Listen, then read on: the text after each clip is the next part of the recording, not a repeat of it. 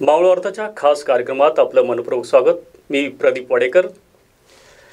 मुलगी शिकली प्रगती झाली. मुलगी शिकली की माहेरची आणि सासरची या दोन्ही कुटुंबाची प्रगती होती. पण मुलगी जर उच्च शिक्षित झाली तर समाजाची प्रगती होती. अशीच आपल्या लोणावळ्यातली सुकन्या प्राध्यापक जीभाऊ बच्छाव यांची सुकन्या प्रियंका बच्छाव ही उच्च शिक्षित झालेली आहे. एवढंच नाही, तिने PhD प्राप्त केलेली आहे आणि अशा अनेक पदव्या तिने प्राप्त केलेल्या आहेत. तिचा हा प्रवास कसा होता आपण हे सर्व जाणून घेणार आहोत. आपल्यासोबत आहे प्रियंका बच्छाव. नमस्कार. नमस्कार सर. या एकंदरीत इतक्या पदव्या घेतलेल्या आहेत, ते पहिल्यांदा मला त्या सर्व पदव्या कुठल्या कुठल्या घेतल्या ते सर्व प्रेक्षकांना सांगावं. Yes sir. माझं स्कूलिंग ऑक्झिलियम कॉन्व्हेंट हायस्कूलमध्ये झालं. माझं HSC म्हणजे 12वी सायन्स घेतलं होतं मी. ते मी डॉन बॉस्को ज्युनियर कॉलेजमधून केलं. माझी इच्छा होती इंजिनिअरिंगला जायला, पण माझ्या इंटरेस्ट कलेकडे गेला मोस्टली आणि सिंगिंग डान्सिंग ह्या खूप आवडायचं. तर त्याच्यामुळे मी माझं स्ट्रीम बदलली आणि मी आर्ट्समध्ये आले. सो मी BA इन आर्ट्समध्ये केलं. BA arts from Nowrosjee Wadia college. तिथे मी डिस्टिंक्शनमध्ये पास झाली विथ फर्स्ट रँक. त्यानंतर मी MA इन इंग्लिश लिटरेचरमध्ये केलं from department of English, university of Pune, Savitribai Phule Pune university, तिकडं केलं आणि तिथेही माझा फर्स्ट रँक आला विथ डिस्टिंक्शन. त्यानंतर मी असा विचार केला की आपल्याला ग्लोबल पर्स्पेक्टिव्हनीही विचार केला पाहिजे. तर माझा इंटरेस्ट MBAकडे पण होता. तर मी MBA in HR from International Institute of Management Science, Savitribai Phule Pune युनिव्हर्सिटीमधून केलं. त्यानंतर मी घरी बसले आणि मला सेटचा अभ्यास करायचा होता. मी सेटचा अभ्यास केला आणि मग उत्तीर्ण झाले मी सेट एक्झाम इंग्लिशमध्ये. सेट म्हणजे state eligibility test for professors. ते झाल्यानंतर मी PhD केलं फायनल आणि मला 5 वर्ष लागले PhD. माझं रजिस्ट्रेशन होतं 2016मध्ये आणि 2021मध्ये मी PhD इन इंग्लिश लिटरेचरमध्ये झाले. अच्छा. एवढ्या सर्व पदव्या तू घेतलेल्या आहेस म्हणजे मी कधीच ऐकत होतो. ग्रेट आहे तू. पण त्याच्यामध्ये मला एक विचारायचं की जपानीच भाषा का शिकली, म्हणजे त्याचा उद्देश काय शिकण्यामागचा? Yes sir. मी जॅपनीज ह्याच्यासाठी घेतलं की असं म्हणतात की जर आपण एक सेकंड लँग्वेज करतो तुमचं माइंड पॉवर इन्क्रीज होते. मी वाचलं होतं तुमचे स्किल्स शार्पन्स होतात, मल्टीटास्किंग स्किल्स तुमचे वाढतात, डिसिजन मेकिंग स्किल्स वाढतं. त्याच्यासाठी मला खूप लोक म्हटले की you should go for a second language. तर मला इंग्लिश येतच होतं. तर नंतर मी असं विचार केला की करिअर पर्स्पेक्टिव्हनी आणि थोडंसं कॉम्पिटेटिव्ह वर्ल्डमध्ये जाण्यासाठी मी विचार केला की जॅपनीज करावं आणि MA इंग्लिश करतच होते आणि त्याचसोबत मी रानाडे इन्स्टिट्यूटला जॅपनीज लँग्वेज शिकले. अच्छा. तुला बाकीच्या गोष्टींमध्ये शिक्षण सोडून इतर ॲक्टिव्हिटीजमध्ये सुद्धा तू काहीतरी प्रावीण्य मिळवलं? येस. त्या कुठल्या आहेत? Yes sir. मला संगीतात खूप आवड आहे. जसं मी तुम्हाला सांगितलं की मी इंजिनिअरिंगला जाणार होते आणि इंजिनिअरिंग सोडून मी आर्ट्सकडे गेले जस्ट बिकॉज मला सिंगिंग आवडायचं आणि मला डान्सिंग. आणि मला ही आवड अशी निर्माण झाली, तुम्ही हसाल ॲक्च्युली. मी एक किस्सा सांगते. मी लहान होते आणि मी फिल्ममध्ये मला खूप आवडायचं म्हणजे फिल्म्स बघायला. आणि जेव्हा मी बघायची तेव्हा म्हणाले अरे ते किती हिरोईन्स किती छान दिसतात, गातातही छान आणि त्याचसोबत डान्सही करतात, कसं शक्य होतं. आणि मी ते करायचे आणि त्याच्यामुळे मला आवड निर्माण झाली आणि डान्स मी करायचेच. आणि मी जेव्हा गायचे तर लोकांना कळायला लागलं की मी गाते. माझे रिलेटिव्स वगैरे म्हणायला लागले की प्रियंका तुझा आवाज खूप सुंदर आहे, तू का नाही करत. आणि तेव्हापासून मला आवड निर्माण झाली. आणि माझे एक सर होते नगरकर सर, त्यांनी माझा आवाज ओळखला आणि ते म्हटले प्रियंका तू माझ्याकडे क्लासला ये. तेव्हापासून मी संगीताकडे वळले.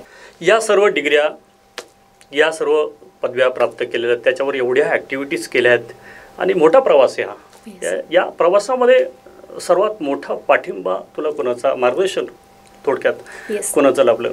येस. मार्गदर्शक म्हणजे सांगायलाच नको की मम्मी पप्पा तर मेनच होते. त्यांच्याशिवाय म्हणजे आज त्यांच्यामुळेच मी पुढे आहे.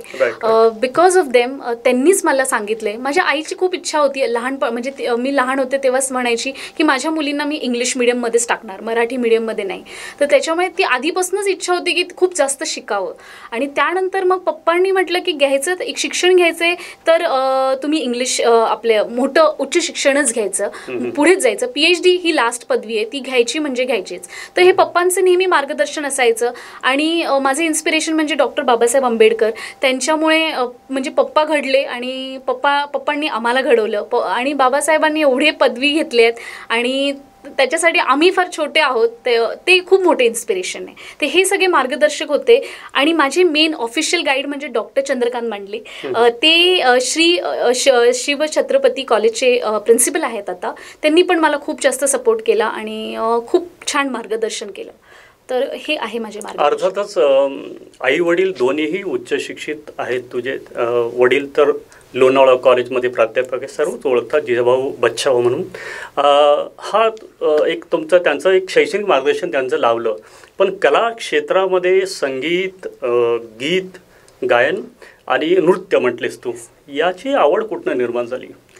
येस सर, मी जसं सांगितलं की मी लहानपणापासूनच मला खूप आवड होती डान्स करण्याची वगैरे. तर ते फिल्म बघून बघून मला खूप इंटरेस्ट आला. आणि मला सगळे म्हणायचे रिलेटिव्स वगैरे की तू डान्स पण छान करते, तुझा आवाजही छान आहे, तर ट्राय कर. तर मी ट्राय करायची आणि मी गायची. तर एकदा नगरकर सर होते, म्हणजे त्यांनी माझा आवाज ऐकला. तर ते माझ्या पप्पांना म्हणाले की प्रियंका खूप सुंदर गाते, तिला माझ्याकडे संगीतासाठी पाठवा. तर मी त्यांच्याकडे क्लासला जायची. त्यांनी मला गायलाही संधी दिली होती भरपूर वेळा.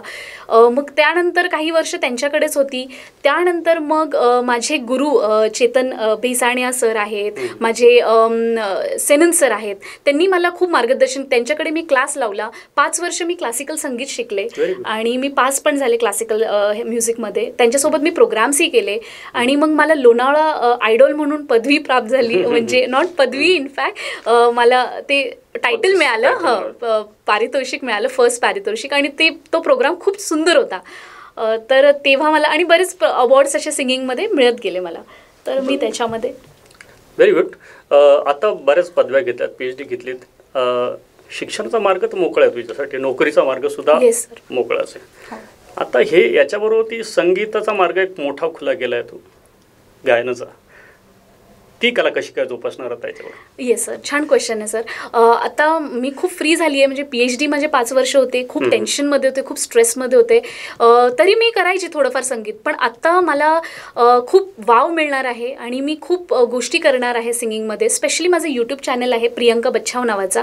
तर मी व्हिडिओज वगैरे टाकत राहणार आणि मी करत राहणार काही ना काहीतरी.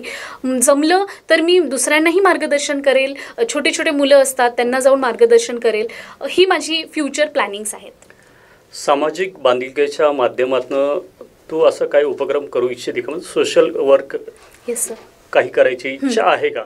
Yes sir, it's a very beautiful question. म्हणजे खूप छान क्वेश्चन विचारला सर. की इनफॅक्ट PhD हे रिसर्च असतो, हा एक सामाजिक भान ठेवूनच करावा लागतो. सोशल वेलफेअरच्या गोष्टीने केलंच पाहिजे PhD. आणि जेव्हा आपण PhD करतो तेव्हा विचार केला पाहिजे की ह्याचा फायदा कोणाला तरी झालाच पाहिजे. मी जेव्हा माझं PhD रिसर्च करत होते सर, तेव्हा मी हा विचार केला होता की MBA स्टुडंट्सला इंग्लिश कम्युनिकेशनचा फायदा झाला पाहिजे. पण जसं तुम्ही म्हणतात की तुम्ही सामाजिक करणार आहात का? हो, नक्कीच मला करायचं आहे. मला पुस्तकं लिहायची आहेत आणि मला जी गोरगरीब मुलं आहेत किंवा जे आदिवासी समाज आहे किंवा जिकडं अजूनही शिक्षण पोचलेलं नाही आहे किंवा जिकडं अजूनही इलेक्ट्रिसिटी पोचलेली नाही आहे, अशाकडे जाऊन मला फ्री शिक्षण द्यायचं आहे. म्हणजे ॲटलिस्ट मी शिक्षण देऊ शकली की नाही हे मला माहीत नाही आहे, बट ॲटलिस्ट मी जाऊन त्यांना मार्गदर्शन तरी करावं, ही माझी खूप इच्छा आहे आणि ती मी डेफिनेटली करणार. आणि त्या लोकांना इंग्लिश हे माहीतच नाही आहे, तर बेसिकली मी इंग्लिशवर फोकस करणार. कारण की आपण एक ग्लोबलायझेशन वर्ल्डमध्ये राहतो आहे आणि ग्लोबलाइज वर्ल्डमध्ये इंग्लिश कम्युनिकेशन खूप एसेन्शियल झालं आहे. मग जरी तुमच्याकडे थोडं नॉलेज कमी असलं तरी चालेल, पण इंग्लिश कम्युनिकेशन हे जमलं पाहिजे. तर म्हणून मला असं आहे की आदिवासी मुलं ज्यांना बिलकुलच इंग्लिशबद्दल माहीत नाही, तर ह्यांनाही मी बेसिक ग्रामर वगैरे शिकवण्याचा प्रयत्न जरूर करेल सर. बरोबर आहे. आता एवढं उच्च शिक्षण तू घेतलेलं आहे आणि आईवडिलांना अर्थातच सार्थ अभिमान आहे, एवढं शिकलेत आणि एक मल्टी टॅलेंटेडच आहे तू. सगळ्या कला वगैरे सर्व गुणसंपन्न ज्याला म्हणतात, तर सार्थ अभिमान आहे तुझ्या आईवडिलांना. तसाच अभिमान सर्व लोणावळेकरांना सुद्धा आहे, कारण तू लोणावळ्याची कन्या आहेस. तर त्या माध्यमातून लोणावळ्यासाठी काही करायची इच्छा आहे का? येस, खरंच लोणावळ्यासाठी करणं म्हणजे ती माझी म्हणजे जरी माझी जन्मभूमी नसली तरी ती माझी कर्मभूमी आहे. आज लोणावळ्याने मला खूप काही दिलं आहे, खूप प्रेम दिलं आहे. राईट फ्रॉम माझं सिंगिंग करिअरपासून घेतलं तर आत्ताही मला एवढं छान तुम्ही सांगतायत माझ्याबद्दल, माझं इंटरव्ह्यू घेत आहेत. माझं नगराध्यक्ष सुरेखाताई जाधव यांनी माझं फेलिसिटेशन केलं, कौतुक केलं, ते मला खूप. आणि लोणावळा एवढं प्रेम देते तर माझं देणं लागतं लोणावळ्याला. तर जरूर जसं मी म्हणते लोणावळ्यामध्ये पण अशा गोष्टी आहेत की अजूनही शिक्षण कमीच आहे लोणावळ्यात. असं मी जेवढं ऑब्झर्व केलं आहे की शिक्षण कमीच आहे. तर मी मार्गदर्शन करणार. माझी इच्छा आहे की जर मला जमलं तर यूट्यूबच्या माध्यमातून किंवा तुमच्या माळू अर्थाच्या माध्यमातून मी लोकांना हे सांगते की go for education. Higher education घेणं खूप गरजेचं आहे. फिल्म इंडस्ट्रीमध्ये तुम्ही जास्त लक्ष नका देऊ. आपण खूप अट्रॅक्ट होतो ह्या गोष्टींकडे, टिकटॉक बनवतो हे वगैरे, पण ते न बनवता तुम्ही अभ्यासाकडे लक्ष द्या असं माझं म्हणणं आहे. आणि तेच मी मार्गदर्शन आणि करण्याची इच्छा आहे मला. जेव्हाही मला वर्कशॉप करायचा इंटरेस्ट आला तर मी नक्की करेल ते. Yes sir.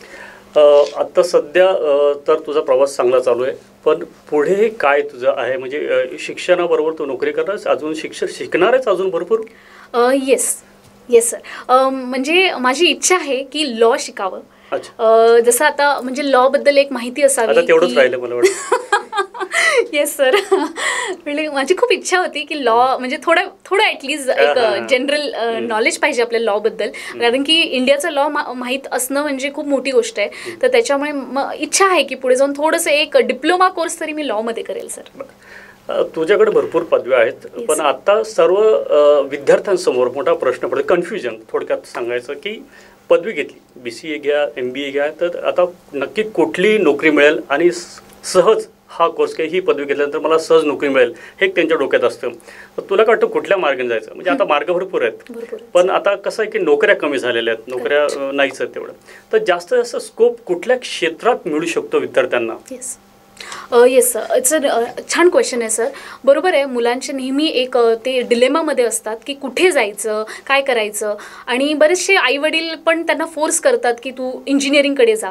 पण माझं असं म्हणणं आहे की इंजिनिअरिंगला स्कोप आहेच. I cannot deny the fact की इंजिनिअरिंगला स्कोप नाही आहे. इंजिनिअरिंग करावं मुलांनी.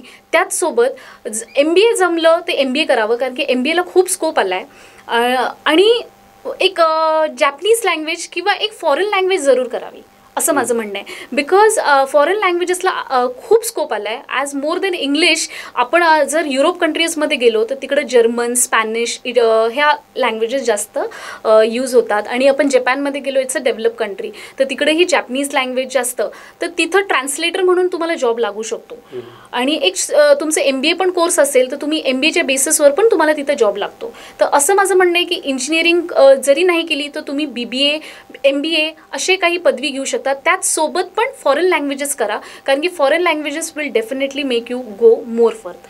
आणि आता सध्या याच्याबरोबर ती मेडिकल क्षेत्रात सुद्धा भरपूर मार्ग मोकळे झाले. नुसतं डॉक्टर, मेडिकल म्हणजे नुसतं डॉक्टर होणं नाही, तर आणि त्याच्यामध्ये भरपूर गोष्टी आहेत. तिथे तुम्ही जॉईन केलेल्या नोकऱ्या तुम्हाला मिळू शकतात, तर तिथे सुद्धा मुलं नोकऱ्या करू शकतात. तर खूप सुंदर तुझं सगळीच उत्तर.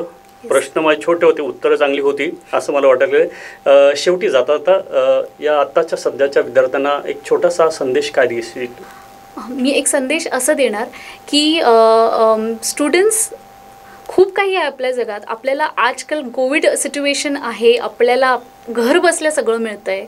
यूट्यूब चॅनल्स आहेत, एवढं सोपं झालं आहे आणि एज्युकेशन एवढं फ्री झालं आहे की तुम्हाला यूट्यूब पण ऑन केला तरी तुम्हाला सगळं काही यूट्यूब देतं. तर यूट्यूबवर जस्ट गोईंग फॉर मूवीज, हे मूवीज किंवा PUBG हे गेम्स खेळण्यापेक्षा यूट्यूबवर असं काहीतरी बघा की जे तुम्हाला कुठेतरी जाण्यासाठी एक मार्ग मिळेल तुम्हाला. येस.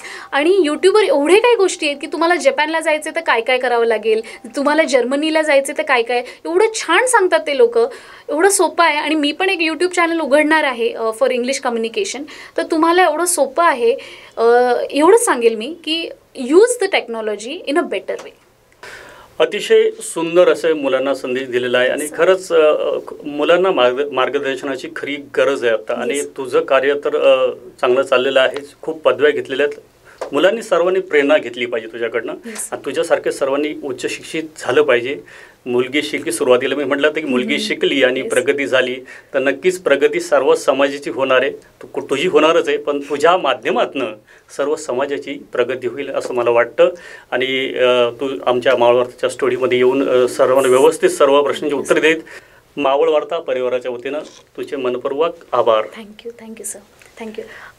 मी मावळ वार्ता टीमला आणि मावळ वार्ताला स्पेशली अडसुळे काकांना आणि प्रदीप वाडेकर सरांना धन्यवाद देते की एवढं सुंदर इंटरव्ह्यू त्यांनी घेतला आणि मला एवढी संधी दिली. Thank you so much. थँक्यू.